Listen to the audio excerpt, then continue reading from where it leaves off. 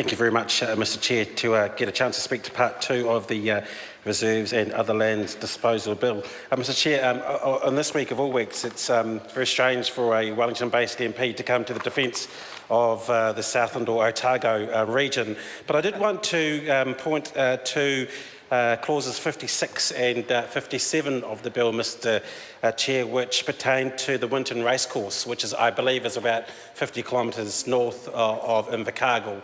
The clauses 56 and 57 do change the ability for the Minister of Conservation to appoint trustees to the Winton Racecourse Trust. At the moment, it's only possible for 3 trustees to be appointed to the trust, and the change in clause 57 says that the Minister of Conservation can not appoint fewer than 3, but no more than 5 persons to the trust for the Winton Racecourse. Now, as racing spokesperson for this side of the House, I understand that there is moves afoot to try and consolidate racecourses around the country, and Winton Racecourse being a fine harness racing venue that it is,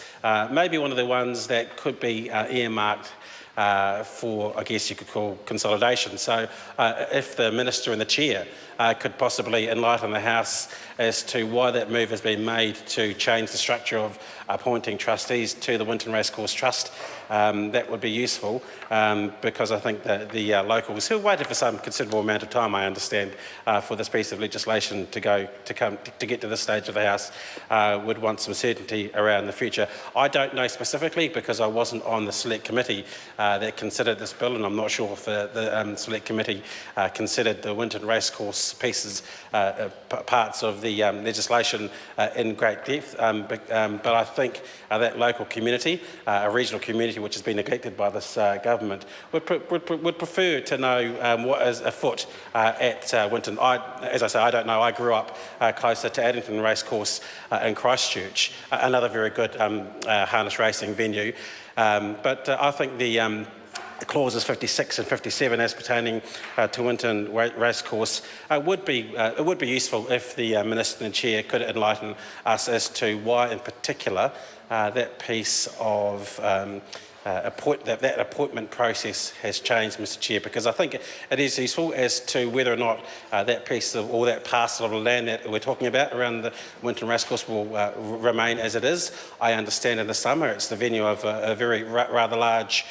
race meeting, one that economically contributes to that local community. But if that is one of the courses that I guess there would be a question mark or a cloud over, Mr Chair,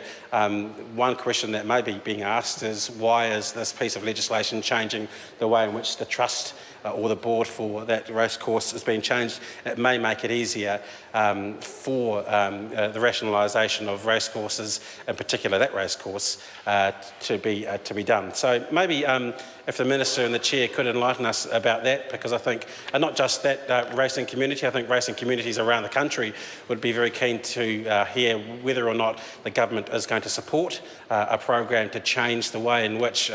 racecourses, the network of racecourses is made up, because I think there is a certain amount of challenges that racecourses and racing boards and the Thoroughbred Racing Board have in and around the country to make sure that their sport is strong. But I think there will be some question marks around this as to whether or not it means racecourses like the one in Winton could be sold off, or what their future is. So just to finish up, if the Minister and the Chair can enlighten us, that would be quite useful if she could take a few calls on clauses 56 and 57.